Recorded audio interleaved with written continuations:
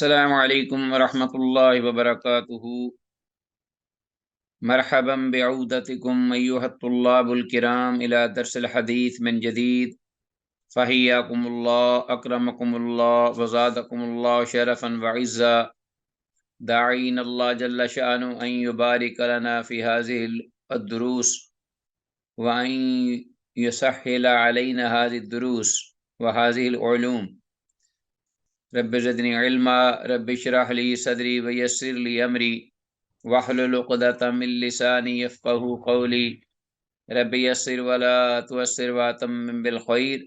رب سهل ویسر ولا تعسر علینا یا میسر کل عسیر۔ عزیز طلباء، اللہ کی توفیق اور اس کے فضل و کرم سے مشکوٰۃ المصابیح کے سلسلہ دروس کا یہ ایپیسوڈ نمبر 51 یعنی سبق 51 یہ آپ کے سامنے موجود ہے، اور اللہ کی بارگاہ میں ہم دعا کرتے ہیں کہ اللہ جس بات کے کہنے کی ہمیں توفیق دے اس پر من و عن عمل کی بھی توفیق دے۔ عزیز طلباء، آج کے سبق میں ہمارے زیر مطالعہ جو احادیث ہیں وہ آپ کے سامنے ریٹن موجود ہیں 3973 سے 3980، اور ہم حسب معمول بتوفیق اللہ تعالی سبق پر یعنی حدیث کے ترجمہ پر فوکس رکھتے ہوئے قابل وضاحت الفاظ کی وضاحت بھی کریں گے اور حدیث کی اسنادی حیثیت کی بھی نشاندہی ہوگی۔ آئیے آتے ہیں آج کے سبق کے حوالے سے پہلی حدیث کی جانب براہ راست کتاب سے ہم مطالعہ کرتے ہیں اور دیکھتے ہیں کہ کتاب الجہاد کے سلسلے میں اور کتاب الجہاد کے ضمن میں یہ جو ابواب ترتیب سے دیے گئے ہیں، ان ابواب میں سے آپ کا جو حالیہ باب ہے وہ ہے کہ جنگی قیدی جو کہ مسلمان مجاہدین کو جہاد کے نتیجے میں ملیں اور مشرکوں کے کفار کے جو لوگ غنیمت کی صورت میں مسلمانوں کے پاس آئیں، ان کے ساتھ کیسا رویہ اور سلوک رکھا جائے اور کیسا طرز عمل نبی کریم صلی اللہ علیہ وسلم نے ان سے فرمایا، اسلام کی تعلیمات کیا ہیں۔ تو پہلی حدیث ہے، آتے ہیں 3973، وعن علی بن ابی طالب رضی اللہ تعالی عنہ، علی بن ابی طالب رضی اللہ تعالیٰ عنہ سے یہ روایت ہے، الرسول اللہ صلی اللہ علیہ وسلم، وہ رسول اللہ صلی اللہ علیہ وسلم سے یہ مرفوع روایت بیان کرتے ہیں کہ ان جبریل حبط علیہ، کہ بے شک جبریل علیہ السلام آپ صلی اللہ علیہ وسلم پر نازل ہوئے، فقال لہو، تو انہوں نے آپ صلی اللہ علیہ وسلم سے یہ کہا، خیرہم، کہ آپ اپنے صحابہ کو اختیار دے دیجئے، یعنی اصحابہ کا انہیں اختیار دے دیجئے، یعنی وہ مراد لے رہے تھے آپ اپنے صحابہ رضی اللہ عنہم کو اختیار دے دیجئے فی اسارہ بدر، بدر کے قیدیوں کے بارے میں، القتل او الفداء، اللہ یا تو وہ ان کو قتل کر دیں اور یا پھر ان سے وہ فدیہ لے لیں، او الفداء، الا، لیکن فدیہ کی صورت میں الا ان یقتل منہم یہ بات ہوگی کہ قتل کیے جائیں گے منہم آپ کے اصحاب سے رضی اللہ عنہم، قابلاً آئندہ سال یا آئندہ آنے والی لڑائی میں، مثلہم اتنی ہی مقدار یا تعداد میں جتنے کہ بدر میں قتل کیے گئے۔ تو اگر فدیہ لے لیں گے، القتل بالفداء الا یقتل منہم قابلا مثلہم، قالوا الفداء ویقتل منا، تو انہوں نے صحابہ رضوان اللہ علیہم اجمعین کو جب آپ صلی اللہ علیہ وسلم نے اس بارے میں اختیار دیا تو آپ صلی اللہ علیہ وسلم وہ صحابہ اکرام رضوان اللہ علیہم اجمعین نے جواب میں کہا کہ فدیہ ہم قبول کریں گے، وَيُقْتَلُ مِنَّا، اور ہمیں یہ منظور ہے کہ ہم میں سے آئندہ جہاد میں یا لڑائی میں کافروں کے خلاف ہم میں سے اتنی مقدار میں بے شک قتل کر دیے جائیں تو جہاں میں جام شہادت نوش پا جائیں، تو ہمیں اس میں کوئی حرج نہیں، مذائقہ نہیں۔ رواه ترمذی، امام ترمذی نے سے روایت کی ہے، وقال ھذا حدیث غریب، اور امام ترمذی رحمہ اللہ نے اسے روایت کر کے اس پر یہ حکم لگایا ہے کہ یہ حدیث غریب ہے۔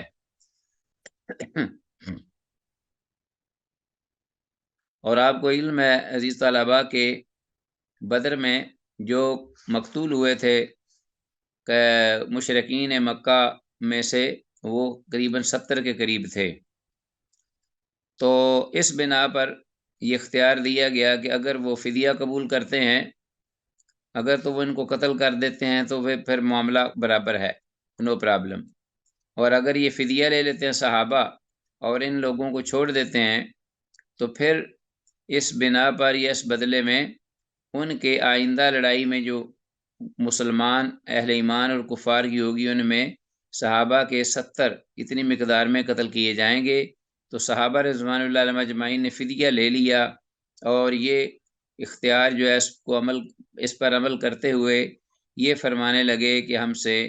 70 کے قریب اتنی مقدار میں قتل کر دیے جائیں، کوئی ہمیں منظور ہے، ہمیں اس سے کوئی مذائقہ نہیں۔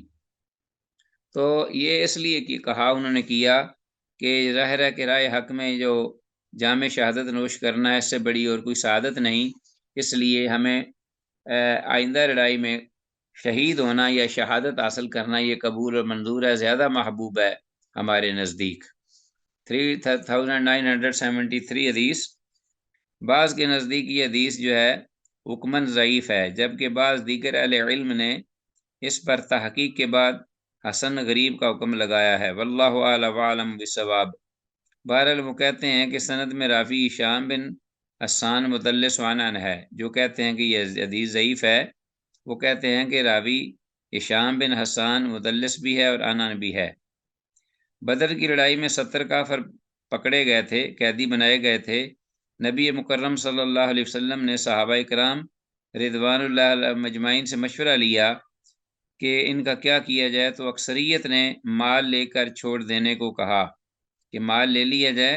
اور ان کو چھوڑ دیا جائے، تاکہ ہو سکتا ہے کہ آئندہ ان میں سے لوگ جو ہیں وہ ہلکا بوگوش اسلام ہو جائیں اور جہنم سے بچ جائیں۔ جبکہ سیدنا عمر رضی اللہ تعالیٰ عنہ اور سعد بن معاذ رضی اللہ تعالیٰ عنہ، جو کہ انصار یعنی اوس قبیلہ کے سردار تھے انصار مدینہ میں سے، ان کی یہ خواہش تھی کہ سب کو قتل کر دیا جائے، اور اس پر قرآن حکیم کی آیات بھی اتری تھیں ان کے حق میں۔ تو بہرحال یہ ما کان لنبی ان یکون لہ اسری حتی یثکن فی الارض تریدون عرض الدنیا واللہ یرید الآخرہ، آخر تک۔ آگے آتے ہیں حدیث میں عزیز طلبہ، 3974 حدیث ہے، یہ ہے وان عطیہ القرظی رضی اللہ تعالیٰ عنہ، سیدنا عطیہ قرظی رضی اللہ تعالیٰ عنہ سے یہ روایت مروی ہے، قالا کہتے ہیں کنت فی سبی قریظہ، کہ میں بنو قریظہ کی قیدیوں میں سے تھا، یعنی میں بنو قریظہ کے جو قیدی بنا لیے گئے تھے ان میں میں شریک تھا۔ وردنا علی النبی صلی اللہ علیہ وسلم، تو ہمیں اللہ کے نبی صلی اللہ علیہ وسلم کے سامنے پیش کیا گیا، فقانوا ینظرون، تو آپ صلی اللہ علیہ وسلم فقانوا ینظرون، تو وہ یعنی صحابہ کرام رضوان اللہ علیہم اجمعین اور آپ دیکھتے تھے کہ فمن انبت الشعر قتل، کہ جس شخص کے بھی زیر ناف بال اگائے ہوں، جس کے بھی زیر ناف بال جو ہیں وہ اگے ہوئے ہوں تو اسے قتل کر دیا جائے۔ فمن انبت الشعر قتل ومن لم ينبت لم يقتل، اور جس شخص کے زیر ناف بال نہ اگے ہوں تو اسے قتل نہ کیا جائے۔ یہ صحابہ اللہ کے نبی صلی اللہ علیہ وسلم کے حکم کے مطابق صحابہ نے یہ کیا۔ فکاشفوا عنتی، تو عطیہ القرظی رضی اللہ عنہ کہتے ہیں کہ انہوں نے اسی طرح میرا بھی معائنہ کیا، میرے بھی زیر ناف بال چیک کیے یعنی شرمگاہ سے، فوجدوها لم تنبت، تو انہوں نے میرے بال اگے ہوئے نہ پائے، فوجدوها لم تنبت فجعلونی فی سبی، تو انہوں نے مجھے قتل نہ کیا اور انہوں نے مجھے قیدیوں میں شریک کر لیا۔ رواه ابو داود و ابن ماجہ و دارمی، امام ابو داود، امام ابن ماجہ، امام دارمی رحمہ اللہ نے اس کو حدیث کو جو ہے وہ روایت کی اپنی اپنی کتابوں میں۔ حدیث کی سند عزیز طلبہ صحیح ہے، تو یہ معلوم ہوا ہے اس حدیث کی بنیاد پر کہ جو بلوغت سے پہلے وہ بچہ ہے اس کو قیدیوں میں شمار کیا جائے گا، لیکن اسے قتل نہ کیا جائے، حاکم کے حکم پر چھوڑ دیا جائے اس کو، اور اس کو قتل نہ کیا جائے، وہ بلوغت سے پہلے کا جو شخص ہو، جو بچہ ہو، نوجوان ہو، تو اس کو قیدیوں میں شامل کر لیا جائے۔ بلوغت کی کئی ایک اور بھی علامات ہیں، اور ہر علاقے اور ممالک میں مختلف ہو سکتی ہیں، اور بعض علامات سب کے ہاں ایک جیسی مشترک بھی ہیں۔ مثلا زیر ناف بل اگر اگ آئیں، زیر ناف بال جو ہیں زیر ناف اگر اگ آئیں تو اس کی یہ علامت ہے کہ وہ بالغ ہو گیا ہے۔ اور اس طرح احتلام کا ہونا، احتلام کا رات کو سوتے میں آدمی جو ہے وہ اس کا احتلام زدہ ہو جانا، اور اسی طرح اگر عام عمر 15 برس کی ہو جائے تقریباً،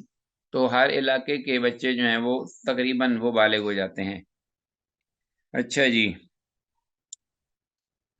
آگے ہمارے پاس حدیث 3975 وعن علی بن ابی طالب رضی اللہ تعالیٰ عنہ قال، علی بن ابی طالب رضی اللہ عنہ سے روایت ہے، وہ کہتے ہیں خرج عبدان الی رسول اللہ صلی اللہ علیہ وسلم یعنی یوم الحدیبیہ، کہ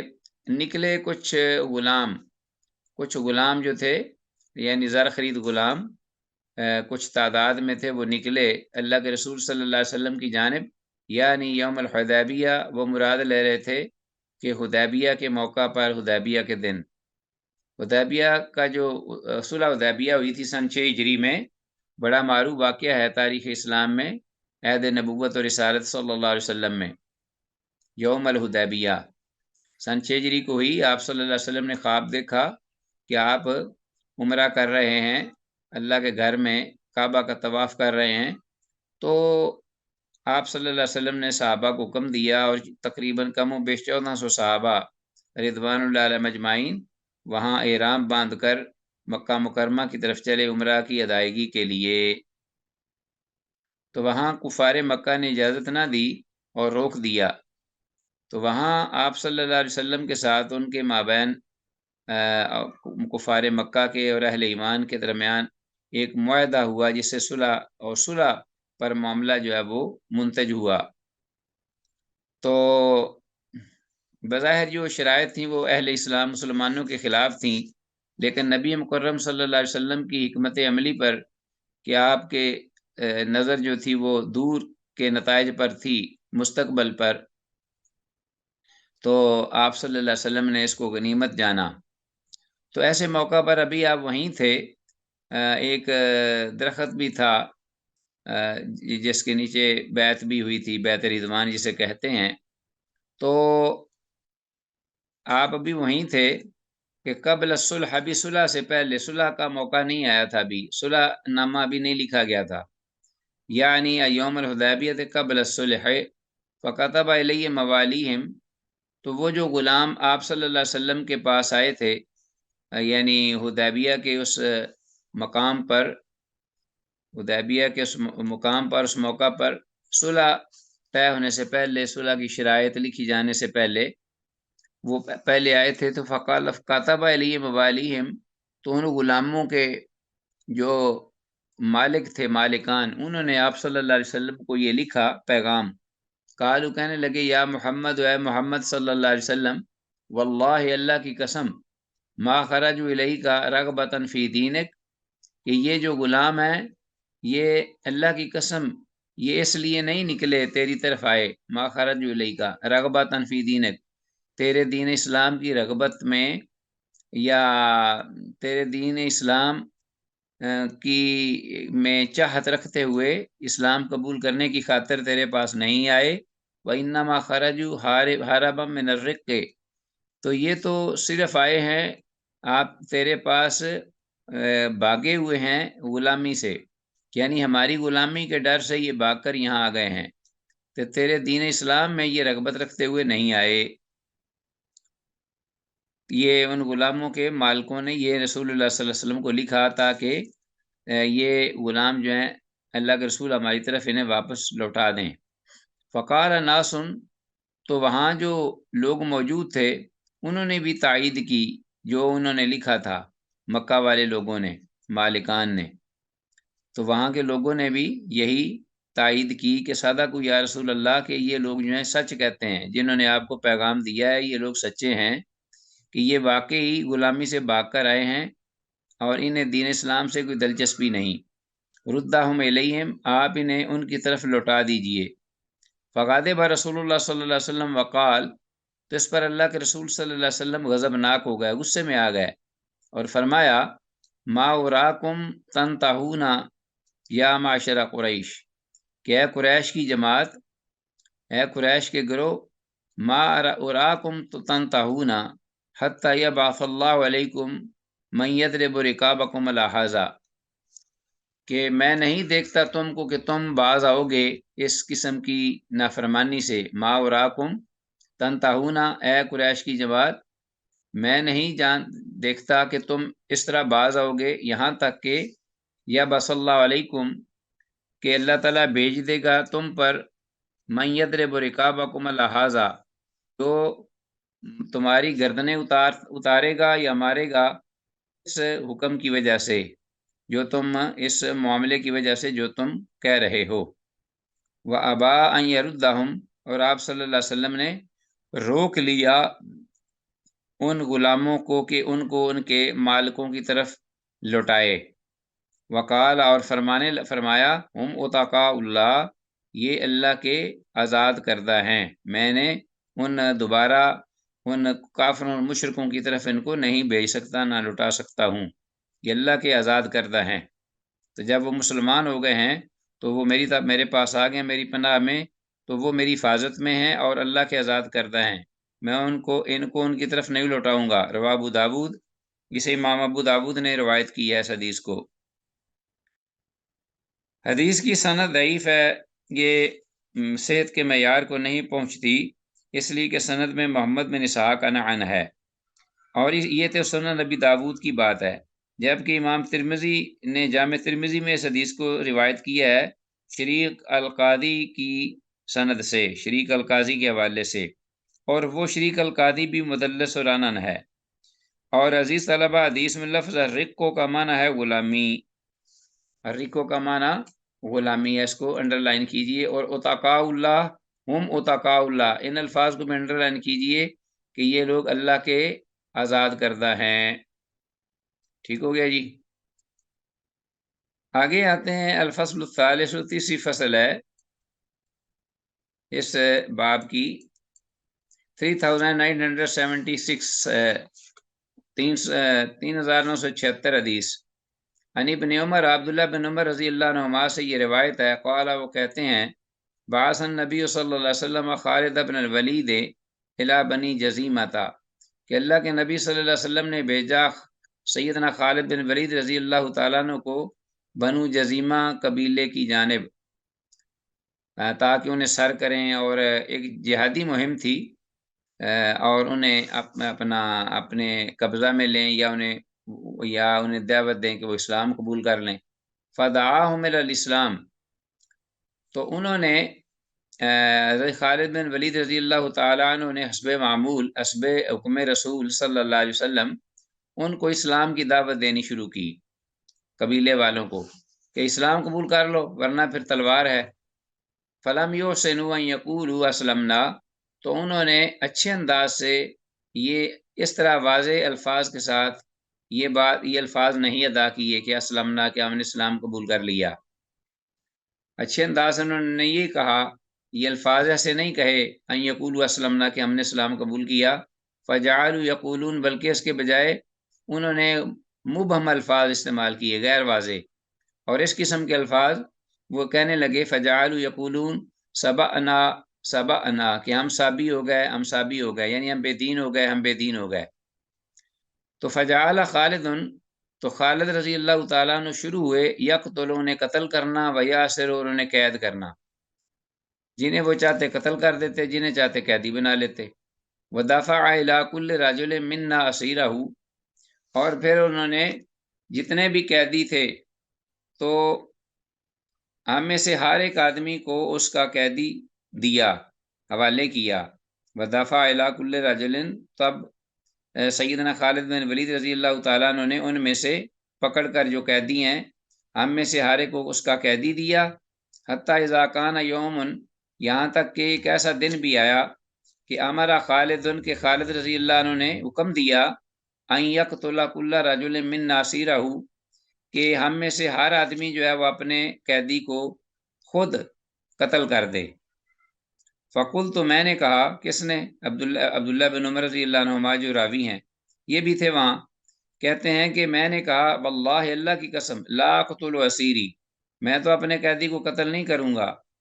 ولا یقتل رجل من صحابی اسیرہ، اور نہ میرے ساتھیوں میں سے کوئی شخص جو ہے وہ اپنے قیدی کو قتل کرے گا، نہ میں قیدی اپنے کو قتل کروں گا اور نہ میرے ساتھیوں میں سے کوئی ایک ولا یقتل الرجل من صحابی اسیرہ اپنے قیدی کو قتل کرے گا۔ حتیٰ قدمنا علی النبی صلی اللہ علیہ وسلم فذکرناہ، یہاں تک کہ ہم اللہ کے نبی صلی اللہ علیہ وسلم کی خدمت میں حاضر ہوئے اور ہم نے اس معاملے کو ذکر کیا آپ کے سامنے۔ فرفع یدیہ، تو آپ صلی اللہ علیہ وسلم نے اپنے دونوں ہاتھوں کو اٹھایا، فقال، اور تو ان الفاظ سے دعا کی، اللہم، اے اللہ، انی ابرأ الیک مما صنع خالد، کہ میں تیری بارگاہ میں اس بات سے، اس عمل سے بری ہوں کہ جو خالد نے کیا ہے، مما صنع خالد، مرتین، آپ نے 2 بار یہ دعا فرمائی، اللہم انی ابرأ الیک مما صنع خالد، اے اللہ میں بری ذمہ ہوں اس عمل سے جو کہ خالد نے کیا ہے تیری بارگاہ میں۔ مرتین، آپ صلی اللہ علیہ وسلم نے یہ 2 بار بات فرمائی۔ تو عبداللہ بن عمر رضی اللہ عنہ نے اسی لیے ہی یہ انکار کیا تھا اور اپنے قائد کا حکم نہیں ماننا، تسلیم کیا، کہ وہ یہ سمجھتے تھے کہ یہ خلاف شرع کام ہے۔ یہی وجہ تھی کہ نبی کریم صلی اللہ علیہ وسلم نے پھر یہ دعا بھی کی اور اس پر پریشان بھی ہوئے کہ خالد نے جو کیا یہ غلط کیا ہے۔ اللہ اکبر۔ تو حدیث یہ جو ہم نے پڑھی ہے عزیز طلبہ، حدیث میں لفظ سبعنا، اس کو انڈر لائن کیجیے، اس کا مطلب ہے ہم، یعنی ہم سابی ہوئے، یعنی ہم بے دین ہوئے۔ تو اصل میں سیدنا خالد رضی اللہ تعالیٰ عنہ سے قصور یہ ہوا تھا کہ جس سے حضور صلی اللہ علیہ وسلم پریشان ہوئے کہ ان سے اس لفظ کا مطلب پوچھے بغیر انہیں مارنا شروع کر دیا تھا۔ جب انہوں نے کہا کہ سبعنا سبعنا، تو سیدنا خالد رضی اللہ عنہ کو چاہیے تھا کہ وہ ان سے وضاحت طلب کرتے اور حقیقت کو جانچتے پرکھتے کہ یہ کیا چاہتے ہیں، یہ لفظ کہنے سے ان کی کیا مراد ہے، بلکہ انہوں نے بغیر تحقیق کی اور پوچھے ان کو قتل کرنا اور قیدی بنانا شروع کر دیا۔ حالانکہ ممکن ہے کہ ان کے ہاں بے دینی یا سابی ہونے سے مراد مسلمان ہونا ہو سکتا ہے کہ وہ اپنے اس وقت اپنے علم کے مطابق، سمجھ کے مطابق مسلمان ہونا انہی الفاظ کے ساتھ تعبیر کرتے ہوں کہ ہم نے اپنا چونکہ دین چھوڑ دیا ہے تو اس لیے ہم سابی یعنی بے دین ہو گئے، یعنی مسلمان ہو گئے، تو مسلمان ہو چکے ہوں گو، بلکہ ظاہری الفاظ سے یہی معلوم ہوتا ہے کہ وہ مسلمان ہی ہو گئے تھے، اور آدمی کے ساتھ معاملہ اس کے ظاہری حالات دیکھ کر ہی کیا جاتا ہے یا کیا جائے گا ہماری شریعت میں۔ یہ الفاظ ہیں، امرت ان احکم الظواہر واللہ یتولی السرائر، کہ مجھے حکم دیا گیا ہے کہ میں ظاہری جو حالات ہیں ان کو دیکھ کر اس کے مطابق میں ان کے ساتھ اپنا رویہ رکھوں، طرز عمل رکھوں، تو یہ جو دل کے بید ہیں سینے کے وہ اللہ جانتا ہے، ان کو میں اللہ کے حوالے کر دوں۔ تو سیدنا خالد رضی اللہ تعالیٰ عنہ کو ہو سکتا ہے یہ حکم ہوا ہو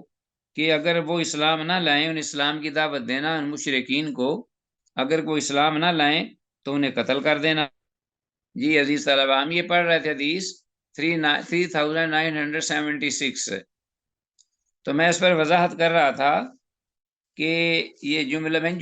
حدیث کے فوائد میں سے یہ فائدہ میں ذکر کر رہا تھا کہ سیدنا خالد رضی اللہ تعالیٰ عنہ کو ممکن ہے کہ یہ حکم ہوا ہو رسول اللہ صلی اللہ علیہ وسلم کی جانب سے کہ ان کو اسلام کی دعوت دینا، اگر وہ اسلام نہ لائیں تو انہیں قتل کر دو، تو اور انہوں نے آگے سے جب مبہم الفاظ بولے جس کا مطلب یہ بھی ہو سکتا ہے کہ ہم نے اپنا دین چھوڑا اور ہم یہودی یا نصرانی ہوئے، تو حضرت خالد بن ولید رضی اللہ عنہ نے یہ محسوس کیا ہو کہ یہ بے دین ہونے سے مراد یہودی عیسائی بننا ہے نہ کہ مسلمان، تو اس لیے انہوں نے مارنا شروع کر دیا ہو، قتل کرنا شروع کر دیا ہو۔ بہرحال یہ بات تو اپنی جگہ پر ہے، شک کی شبہ پر یقینی نہیں کہ انہوں نے یہ سوچا ہو اور قتل اس لیے کیا ہو، لیکن نبی مکرم صلی اللہ علیہ وسلم نے جو یہ الفاظ فرمائے یہ اس بات کی دلیل ہیں کہ حضرت خالد بن رضی اللہ تعالیٰ عنہ سے یہ غلطی ہوئی تھی اور ایک بہت بڑا قصور ہوا کہ انہوں نے لوگوں کو قتل کرنا شروع کر دیا بغیر تحقیق کے اور بغیر وضاحت طلب کیے۔ ہو سکتا ہے کہ ان سے مراد ان کی کہ ہم بے دین ہوئے سے مراد مسلمان ہونا ہی ہو، نہ کہ یہودی اور عیسائی۔ واللہ اعلم عالم بالصواب۔ بس ہاں جی، تو عزیز طلبہ اذان ہو چکی ہے تو اس پر ہم اکتفا کرتے ہیں، نماز پڑھتے ہیں مغرب کی، تو اس کے بعد انشاءاللہ ایک نیا باب آ رہا ہے، باب الامان۔ تو باب الامان یہ بھی کتاب الجہاد کے سلسلے میں ہے، کسی کو امان دینا، اپنی امان میں لے لینا، تو اس بارے میں ہم انشاءاللہ یہ حدیث پڑھیں گے۔ عزیز طلبہ ہم نماز سے پہلے حدیث نمبر 3976 کا مطالعہ کر رہے تھے اور ہم نے اب ایک نیا باب شروع کیا ہے کتاب الجہاد کے ضمن میں، یہ باب الامان ہے، امان دینے کا بیان، یعنی کسی کو کوئی مسلمان کسی کافر کو امان دے دے، اپنے ذمہ لے لے، اس کو حفاظت میں لے لے، اس کا کیا حکم ہے شرعاً۔ الفصل الاول، پہلی فصل ہے، حضرت ام ہانی بنت ابی طالب رضی اللہ تعالیٰ عنہ سے یہ روایت مروی ہے، اور یہ حضرت علی رضی اللہ تعالیٰ عنہ کی بہن ہیں ام ہانی، رسول اللہ صلی اللہ علیہ وسلم کی یہ کزن ہیں، بہت ہی جلیل القدر یہ صحابیہ ہیں، بڑی شان ہے ان کی، مقام ہے۔ حضرت ام ہانی بنت ابی طالب رضی اللہ تعالیٰ عنہ قالت، کہتی ہیں، ذهبت الى رسول اللہ صلی اللہ علیہ وسلم عام الفتح، کہ میں رسول اللہ صلی اللہ علیہ وسلم کی خدمت میں گئی فتح مکہ کے سال، یعنی فتح مکہ کے دن، عام الفتح جس دن کے مکہ فتح ہوا، فوجدتہ یغتسل، تو میں نے آپ کو اس حال میں پایا کہ آپ غسل فرما رہے تھے، وفاطمہ تو ابنتہ تسترہ بثوب، اور آپ کی بیٹی فاطمہ رضی اللہ تعالیٰ عنہ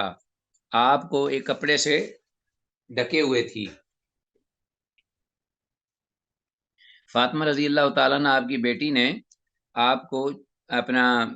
پردے میں رکھا ہوا تھا، بثوبن کپڑے کے ساتھ، یعنی پردہ کیا ہوا تھا، اور آپ نہا رہے تھے، غسل فرما رہے تھے۔ فسلم تو میں نے سلام کیا، فقال، تو آپ نے فرمایا، من حاضر، یہ کون ہے؟ فقل، تو میں نے کہا، انا ام ہانئن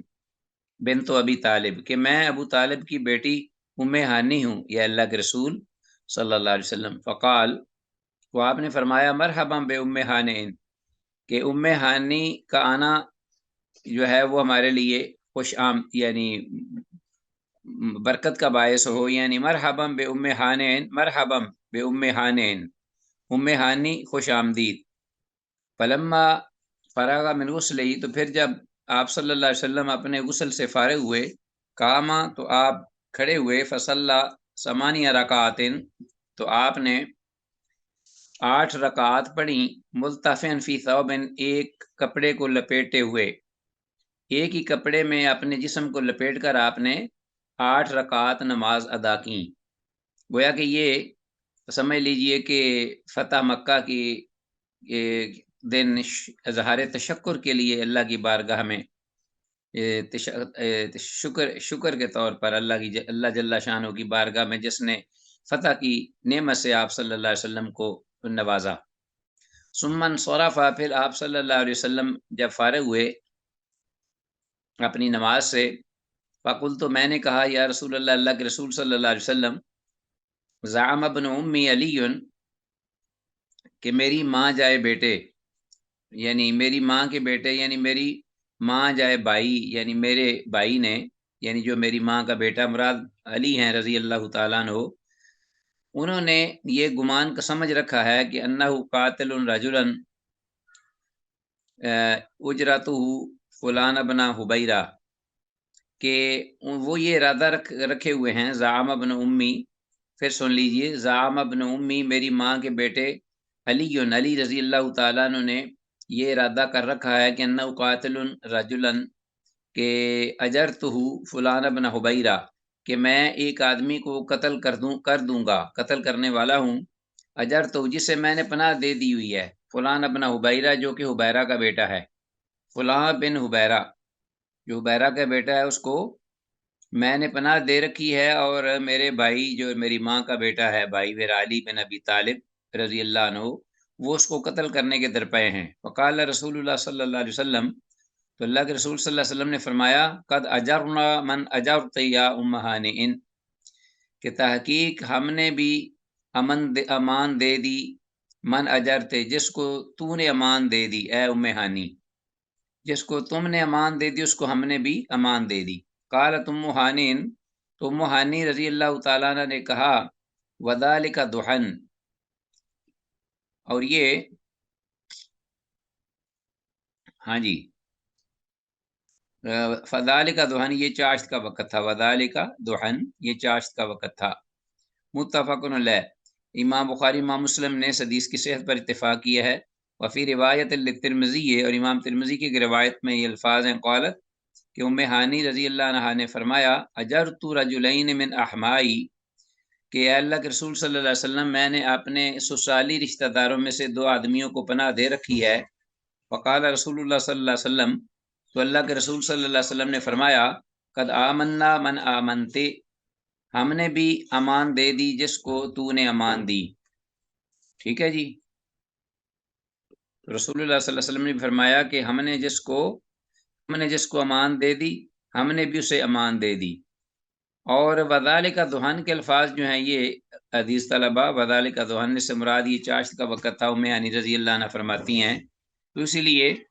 بعضوں نے یہ کہا کہ یہ جو 8 رکعات آپ صلی اللہ علیہ وسلم نے پڑھی، یہ چاشت کی پڑھی جانے والی نماز تھی، چاشت کے وقت کی۔ تو چاشت کی جو نماز ہے وہ کم از کم 2 رکعات اور زیادہ سے زیادہ 8 رکعات بھی ہوتی ہے، 12 رکعات بھی پڑھی جا سکتی ہے بعض روایات کے مطابق، واللہ اعلم عالم بالصواب۔ آگے آتے ہیں عزیز طلبہ، حدیث اسی باب کی الفصل الثانی، دوسری فصل میں 3978 حدیث ہے۔ عن ابی ہریرہ، ابو ہریرہ رضی اللہ تعالیٰ عنہ سے یہ مروی ہے، ان نبی صلی اللہ علیہ وسلم قال، کہ اللہ کے نبی صلی اللہ علیہ وسلم نے ارشاد فرمایا، ان المرأۃ لتأخذ للقوم، کہ بے شک عورت جب وہ کسی قوم کو پناہ دے دیتی، لتأخذ للقوم کسی قوم کے لوگوں کو اگر وہ لے لیتی ہے، یعنی اپنی پناہ میں لے لیتی ہے، یعنی تجیر علی المسلمین، کہ وہ مسلمانوں پر اس کو یعنی مسلمانوں کی طرف سے پناہ میں دے دیتی ہے، لتأخذ للقوم یعنی تجیر علی المسلمین، مسلمانوں کی طرف سے وہ پناہ میں دے سکتی ہے کسی کافر کو۔ رواہ ترمذی، امام ترمذی نے سے روایت کیا ہے۔ ان المرأۃ لتأخذ للقوم، کہ بے شک عورت جو ہے وہ دے سکتی ہے کسی قوم کے لوگوں کو یعنی پناہ میں، یعنی پناہ دے سکتی ہے، یعنی تجیر المسلمین، مسلمانوں کی طرف سے۔ گویا کہ جب عورت اگر امان دے دے گی تو یا مسلمان یا اہل ایمان میں سے کوئی ادنا آدمی بھی، کوئی غلام، کوئی بالکل غریب جو ہے گیا گزرا دھتکارا ہوا دروازوں پر، وہ بھی شخص اگر کسی کافر کو اپنی طرف سے امان دے دے تو سارے مسلمانوں پر وہ امان جو ہے اس کا پورا کرنا واجب ہے، جیسا کہ اگلی روایت میں حدیث میں بھی آ رہا ہے۔ 3978 حدیث ہے، اور یہ جو حدیث ہے ہماری جو اوپر پڑی ہے اس کے بھی کچھ فوائد سن لیجئے مزید۔ 3977 امی ہانی رضی اللہ تعالیٰ عنہ کے بارے میں حدیث کے الفاظ، من احمائی، اس کو انڈر لائن کیجئے، اس کا مطلب ہے میرے سسرالی رشتہ داروں میں سے، ام ہانی کہہ رہی تھی۔ اور عزیز طلبہ یہ جو حبیرہ ہے یہ سیدہ ام ہانی رضی اللہ عنہ کا کہ خامد کا نام ہے حبیرہ، فلان ابن حبیرہ، حبیرہ کا بیٹا، جو ام ہانی کا یہ سابقہ شوہر تھا حبیرہ جو ہے، ہاں جی۔ اور اسلام لانے کے بعد سیدہ ام ہانی رضی اللہ عنہ کی اس سے جدائی ہو چکی تھی، اور یہ شخص حبیرہ کے قریبی رشتہ داروں میں سے تھا، جس کو ام ہانی نے پناہ دی تھی، ام ہانی رضی اللہ عنہا نے اس کو امان دے دی تھی کہ اس کو قتل نہ کیا جائے فتح مکہ کے دن، جبکہ سیدنا علی رضی اللہ تعالیٰ عنہ اس کی امان کو قبول کرنے کو تیار نہیں تھے اور وہ چاہتے تھے کہ اس کو قتل کر دیا جائے۔ یہی وجہ ہے کہ ام ہانی رضی اللہ تعالیٰ عنہ نے اپنے بھائی علی رضی اللہ تعالیٰ عنہ کا شکوہ آپ صلی اللہ علیہ وسلم سے آ کر کیا تھا۔ تو یہ میں چاہتا تھا یہ کہ بات آپ کے ذہن میں ڈال دوں تاکہ اس کا پس منظر بھی آپ کے ذہن میں آ جائے۔ اچھا جی، اب آتے ہیں اگلی حدیث کی طرف، 3978 جو ہم نے پڑھی ہے، ان المرأة لا تأخذ للقوم یعنی تجیر المسلمین۔ یہ حدیث جو ہے اس کی سند بھی حسن ہے، یعنی صحیح حدیث ہے، اور اس حدیث اور اس سے ماقبل کی حدیث میں اس بات پر دلالت ہے، ہاں جی، تو یہ حدیث اور ام ہانی رضی اللہ تعالیٰ عنہ کی حدیث اور یہ حدیث جو کہ یہ بھی ہم نے پڑھی ہے 3978 ابو ہریرہ رضی اللہ عنہ کی، یہ اس سے اور اس کی دونوں حدیثوں سے یہ بات جو ہے ثابت ہوئی یا اس بات پر دلالت ہے کہ اگر کوئی مسلمان یا کوئی ادنا مسلمان بھی یا کوئی مسلمان عورت بھی کافروں کی ایک پوری قوم کو پناہ دے دے تو سب مسلمانوں کو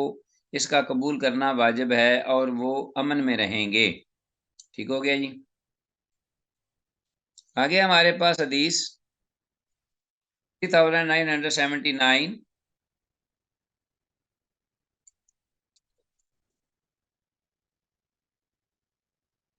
ہاں جی، وان عامر بن الحمق، عامر بن حمق رضی اللہ تعالیٰ عنہ صحابی ہیں، سے یہ روایت ہے، قالا کہتے ہیں، سمیت رسول اللہ صلی اللہ علیہ وسلم یقول، کہ میں نے سنا رسول اللہ صلی اللہ علیہ وسلم کو یہ فرماتے ہوئے، من آمن رجل علی نفسہ، جس شخص نے امان دے دی، امان دے دی راجلن، جس شخص نے امان دے دی کسی کو، جس شخص نے کسی آدمی کو امان دے دی، من آمن رجلن علی نفسہ، اپنی طرف سے، ہاں جی، علی نفسہ فقتلہ، پھر اس نے امان دینے کے بعد اس کو قتل کر دیا، تو اعطی لواء الغدر یوم القیامہ، تو وہ دیا جائے گا غدر کا جھنڈا، یعنی دھوکے کا، عہد شکن کا، عہد شکنی کا دھوکہ، یا اپنا عہد شکنی کا جو ہے وہ جھنڈا دیا جائے گا یا تھما دیا جائے گا اپنے ہاتھ میں، یوم القیامت، قیامت کے دن۔ رواہ فی شرح سنہ، امام بغوی رحمہ اللہ نے سے شرح سنہ میں ذکر کیا، روایت کیا ہے۔ تو اس حدیث سے یہ معلوم ہوا کہ جو شخص کسی کو امان دے دے پہلے اور خود از خود امان دے اس کو، اس کے بعد اس کو قتل کر دے دھوکے سے، تو قیامت کے دن اس کی یہ سزا ہوگی کہ وہ سرِ عام رسوا کیا جائے گا، اور پھر ظاہر ہے کہ اللہ کی بارگاہ میں جو رسوا کر دیا جائے اللہ کے حکم سے، تو اللہ کا غضب ہوتا ہے، اس پر ناراضگی ہوتی ہے اور اس کو سزا ملتی ہے۔ تو حدیث کی سند صحیح ہے، یہ حدیث جو ہم نے پڑھی ہے 3979، اور حدیث میں الفاظ لواء الغدر کا مطلب یا معنی یہ ہے بد عہدی کا جھنڈا یا عہد شکنی کا علم یا نشانی، وہ اس لیے دیا جائے گا قیامت کے دن تاکہ اس کا دغا باز ہونا اور عہد شکن ہونا سب عام و خاص لوگوں کو معلوم ہو جائے اور اس پر اللہ کی سزا نافذ ہو جائے۔ اور یہ حدیث جو ہے یہ رفاہ کتبانی نے بیان کی، اس وقت بیان کی تھی اے عزیز طلبہ، جب وہ مختار ثقفی کے پاس اس کے دربار یا محل میں گئے تھے، تو اس وقت مختار ثقفی کہنے لگا انہیں، یہ دیکھ کر کہتا ہے کہ میرے پاس سے ابھی بھی جبریل علیہ السلام میرے پاس سے اٹھ کے گئے ہیں، نعوذ باللہ من ذالک، گویا کہ اس شخص نے نبوت کا دعویٰ کر لیا ہوا تھا، تبھی وہ ایسی بہ کی باتیں کرتا تھا کہ جبرائیل علیہ السلام ابھی میرے پاس سے گئے ہیں۔ تو یہ کہتے ہیں آگے، رفاع کتبانی نے یہ کہا کہ مجھے پھر اس کی گردن، اس شخص کی یہ بات سن کر اس کی گردن مارنے سے اس حدیث نے روکا، یہ حدیث جو ہم نے پڑھی ہے نا عمر بن الحمق کی،